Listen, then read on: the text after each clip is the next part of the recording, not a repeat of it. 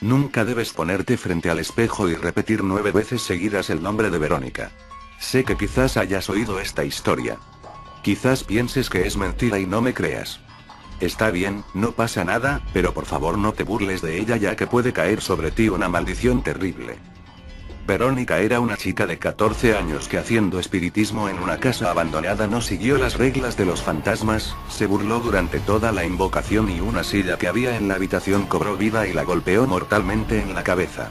Pero la venganza de los espíritus no acabó aquí. Verónica aún no descansa en paz. Su espíritu está condenado eternamente y ahora es ella la que quiere vengarse de todo aquel que no sabe respetar el más allá. María era una chica que conoció la leyenda en su universidad. Ella era mayorcita para creer en esas estupideces, pensaba ella y se reía. Sus amigos la picaron, ya que si no tan valiente que era no tendría problemas en hacerlo. Fue a un baño, acompañada de una compañera y lo hizo. No pasó nada y el grupo, entre risas, lo olvidó enseguida. Pero María no pudo olvidarlo. Al hacerlo sintió un escalofrío indescriptible. Y su pesadilla comenzó esa misma noche. Tumbada en la cama, despertó por un sonido raro. Era un susurro indescifrable que oía cerca de la nuca. Además sentía como si alguien respirara en su cuello. Asustada, se levantó y encendió la luz. Nada había a su lado. Pero no pudo dormir en toda la noche. Al día siguiente, no se atrevió a contárselo a Anne de la universidad aunque aún seguía aterrorizada por lo que le había sucedido la noche anterior. En mitad de la clase tuvo que salir al servicio.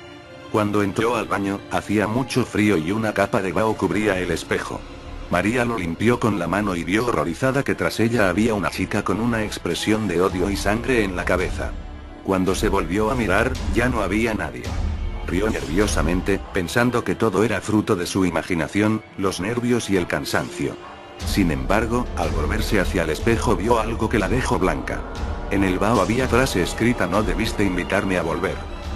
María no pudo soportarlo. Encerrada en un manicomio, solo decía que el fantasma de Verónica la seguía atormentando. No pudo soportarlo y acabó suicidándose. Yo lo pensaría 2 veces antes de meterme con el más allá. Había ocurrido que a sus hermanas les habían acariciado el pelo, la espalda o incluso empujado. La noche en que le ocurrió a Lorena este breve episodio dormía sola. Compartía habitación con su hermana pequeña, pero ella no estaba. Se abrazó a la almohada, dejándose llevar por el sueño estirada y con el rostro hacia el techo. La almohada estaba agarrada por su brazo izquierdo, y allí permaneció todo el tiempo. Cuando ya estaba empezando a dormir se ocurrió. Un golpe seco debajo de su ombligo y encima de su pubis la despertó de golpe. Casi se levantó pero no lo hizo, tan solo permaneció quieta mirando a su alrededor y analizándolo todo. La almohada no había sido, seguía abrazada a su izquierda. Sola, nadie había tenido tiempo de entrar, pegarla y luego salir. Pensó y recordó otro episodio, cuando un fin de semana se había marchado con unos amigos a celebrar un weekend en una casa de Icona en mitad de una montaña de Ayora. Todos iban a ponerse hasta arriba de tripis, pero ella no lo hizo. Tenía el suyo, pero no lo tomó, simplemente lo guardó. La casa tenía apenas 2 habitaciones donde se dormía, un amplio cuarto donde había tirado en el suelo un colchón de matrimonio y una litera de madera, y el salón, donde se pensaban correr la juerga. Menos una pareja que se marchó a la habitación, el resto permaneció en el salón tomando tripis, fumando porros y bebiendo alcohol. La fiesta no acabaría hasta el día siguiente. Lorena, por algún extraño motivo, no hizo nada de eso, y decidió irse a dormir. No era cómodo tumbarse allí con aquella pareja que, si bien no estaban haciendo nada, sí buscarían algo de intimidad, pero por algún motivo que ni ella sabía, Lorena decidió tumbarse en una esquina de la litera, con el cuerpo pegado a la madera, los brazos flexionados en dirección hacia su cabeza, sin apenas un solo hueco por el que alguien pudiera hacer lo que hizo: tocarle el pecho. No recordaba si era el izquierdo o el derecho cuando me lo contó, pero sí recordaba la sensación de pánico que sintió. Algo había tocado su pecho como si lo amasara, y no había espacio entre sus brazos estaba para conseguir tal hazaña. También en aquella ocasión, tras sentir un escalofrío en la espalda y notar cómo abría desmesuradamente los ojos por el miedo, analizó la situación. La pareja seguía tumbada en su rincón, y no había nadie más. Su determinación fue más que sorprendente. Se dijo: si tengo que sufrir alucinaciones, al menos que sea con un tripi en el cuerpo. Curiosamente, el resto de la noche no le ocurrió nada más.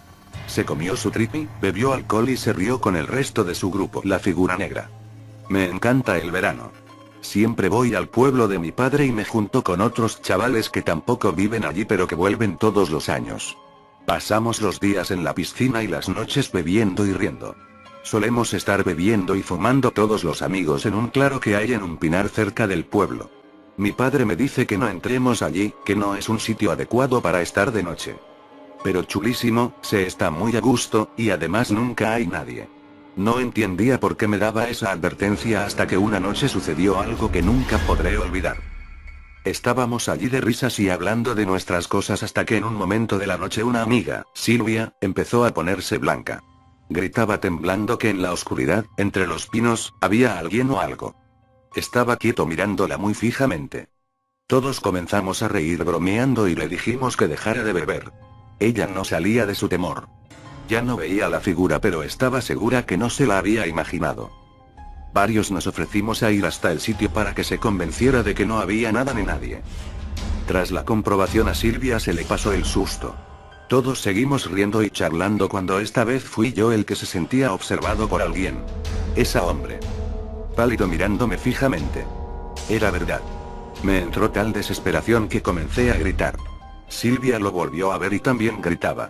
Nadie entendía nada pero nos pedían que parásemos. La broma se estaba haciendo pesada. Nosotros insistíamos, no es una broma. ¿Acaso no le veis? Nadie le veía. Había vuelto a desvanecerse. Algunos fueron a mirar otra vez. Nada. Seguimos allí pero yo ya no estaba nada a gusto. De repente Raúl gritó un fuerte «Dios, ¿qué es eso?». De una forma agónica, se levantó y empezó a correr hacia el pueblo. Todos le imitamos. No tuve tiempo de girarme y mirar, pero sé lo que vio. Esa figura de mirada pálida penetrándote. Nunca más volvimos allí, nadie de nosotros se ha atrevido nunca a comentarlo. Pero estoy seguro que no somos los únicos que lo hemos visto. Ya sé por qué mi padre me decía que no entráramos allí, y porque nunca me decía la razón. Él, al igual que yo, no quiere nombrarlo nunca más. La carretera fantasma. Conocía muchas historias de fantasmas en la carretera. Pero la historia que leí en un periódico me impactó. Hablaba de una carretera fantasma. Se cuenta que hay una carretera comarcal en Paiporta, cerca de Valencia, donde ocurren unos sucesos un tanto extraños. Y lo más impactante es que en los últimos meses más de 10 personas han muerto allí. Y no se sabe la razón exacta. Nadie se había percatado de esta circunstancia ni se le había dado importancia hasta que se ha producido el testimonio del señor Martín. Este hombre narra un suceso impactante que ha causado impacto y que ha hecho que se investiguen los hechos. El señor Ruiz vive en un chalet situado en la carretera mencionada. De este hecho deducimos que la conoce a la perfección. Una noche conducía a casa de regreso del trabajo. Iba con mucha precaución ya que en el ambiente reinaba una niebla muy espesa muy poco propia de aquella zona. Nunca había visto una niebla tan densa nunca. Y, de repente, tuvo que dar un frenazo brusco. Se encontró ante un cruce en la carretera, pero un cruce. Un camino que no había visto nunca. Él llevaba 10 años viviendo allí, pasando 2 o 3 veces al día por allí y nunca había visto ese camino. Reanudó el trayecto con una sensación de extrañeza enorme, dudaba si realmente había visto un cruce o era solo su imaginación. Podía haber sido un efecto de la luna en la niebla pero es que estaba seguro que allí había un camino. Al día siguiente regresó por el mismo camino, dirección al trabajo, y al pasar por el mismo punto un escalofrío recorrió su cuerpo. No había ningún camino allí. En aquel lugar solo había un terraplén de 4 metros de altura. En ese momento se dio cuenta que si hubiera cogido el camino habría caído por él y se habría despeñado. Gracias a que conocía el trayecto no lo cogió. El suceso le había dejado muy confundido y lo comentó a unos amigos suyos al llegar al trabajo. Todos rieron, salvo uno que palideció al instante. Había oído hablar de esa carretera, de la historia de un camino que aparecía súbitamente en una noche de niebla densa, pero nunca la creyó. Ahora todo parecía aclararse. Todo era cierto. Ellos han estado investigando en esa carretera, han muerto más de 10 personas despeñadas, pero lo peor es que no es el único caso en todo el país. Existen muchos accidentes en noches de niebla extrañamente densa. ¿Será casualidad o será que existen más carreteras fantasmas? Quién sabe. Sótanos. Estaba yo en la laboral y corría el año 1996 cuando 4 chavales y yo decidimos pasar de lengua y dar una vuelta por los sótanos de la laboral. Entramos por los gimnasios que estaban destrozados que pegaban ya a la facultad de veterinaria y empezamos a ver que había una gran oscuridad y que era como un laberinto, al menos sin luz. Decidimos que como Enrique era el mayor y el que mejor orientación tenía fuera el primero en ir. Yo iba el segundo porque no me fiaba ya que Enrique era un cabrón y podía hacer la gracia de salir corriendo y dejarnos solos. Bueno, vamos ya a la historia. En fin, empezamos a andar despacio donde no había luz y más rápido donde la había ya que sabíamos que había obreros pues conocíamos a algunos y además se oían golpes de martillos o palas. La verdad es que ahora que recuerdo que no habíamos visto a nadie. Bueno, llegamos a las rejas que se veían por el pasaje a la LAC en segundo y asustamos a unos que pasaban por ahí. Seguimos hacia adelante y nos encontramos las antiguas lavanderías donde encontré las pesas oxidadas. Antes habíamos visto la sala de los cables donde habíamos bromeado con que había un ahorcado. Al volver por ese cuarto Enrique echó a correr, yo lo estaba alcanzando y un brazo me agarró. Todos los de atrás y yo gritamos y Enrique se volvió, vimos a un pavo con un mono naranja que nos paró y dijo que nos esperáramos ahí, que quería contarnos algo. Nos dijo que cuando la laboral se inauguró por los años 60 él y unos amigos se fueron por los sótanos y un amigo suyo se cayó por un agujero y nunca lo encontraron y él estaba allí porque decía que se le oía y que lo estaba buscando. Nos fuimos echando leches de allí, preguntamos por el hombre y nadie lo conocía y no había nadie trabajando allí que tuviera un traje naranja ni con esa descripción. Entramos otras veces pero no lo vimos más. Risas de la bruja en el complejo de verano de la playa del Saler en el que hablo en el relato de los pasos, ocurrió algo más. La familia de Lorena se hizo amiga de otra familia numerosa, concretamente de dos hermanos Belén y Miki. Belén era de la edad de la hermana mayor, y Miki salía aquel verano con Lorena. Aquel verano era el verano en que la prima Merche y el amigo de la familia estaban pasando un mes, y en esta ocasión no había padres que vigilaran los actos de sus hijos. Allí estaban Lorena y su hermana mayor llamémosla Nieves, la prima Merche y el amigo de la familia llamémosle Jorge, y los hermanos Belén y Miki nombres también inventados. Decidieron jugar a la ouija y como no tenían tablero, Lorena se ofreció a hacer las letras recortando trozos de las tapas de sus libretas y escribiendo las letras con un rotulador gordo. Se pusieron alrededor de la mesa redonda rociando esta con unas gotas de aceite para que el vaso se deslizara sin que apenas los dedos llegaran a tocarlo. Todo estaba previsto para poner las cosas fáciles al espíritu que viniera. Comenzaron riéndose y bromeando. Entonces Nieves se puso seria y dijo que ya estaba bien. Concentrémonos de verdad. Todos le hicieron caso. Ya nadie se rió con aquello de espíritu, si estás ahí, danos una muestra.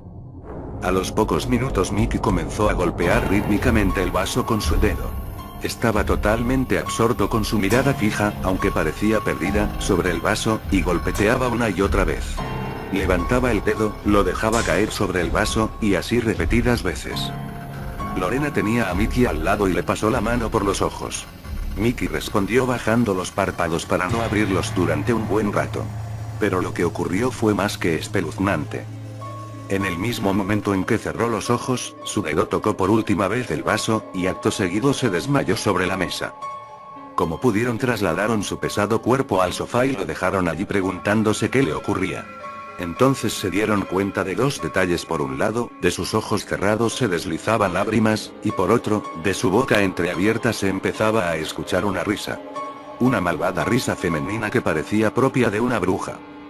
Se asustaron sobremanera y Nieves le pidió ayuda a Merche. Tú tienes poderes, Merche, haz que despierte, haz algo por favor.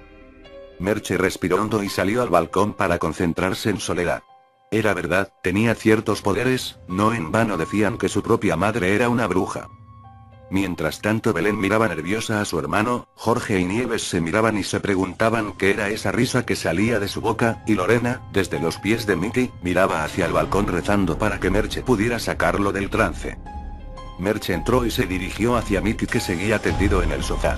Le cogió la mano, y con voz grave le dijo: Miki, despiértate. Fue una orden. Y en un minuto los ojos de Miki estuvieron luchando por abrirse.